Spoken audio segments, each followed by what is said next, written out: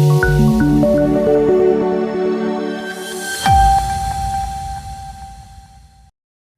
દર્શક મિત્રો, સમાચારની વાત કરવામાં આવે તો નવા ફોજદારી કાયદા વિશે નાગરિકો જાગૃત થાય તે હેતુસર વડોદરા રેલવે સ્ટેશન ખાતે જનજાગૃતિનો કાર્યક્રમ યોજાયો.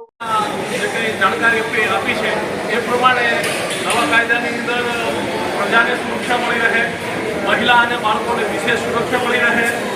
સામે કીધું એવી રીતે અને મહિલાને અને બાળકોને બને ત્યાં સુધી પોલીસ સ્ટેશન ના બોલાવવા, એના આરોપોને કાર્યવાહી કરવી.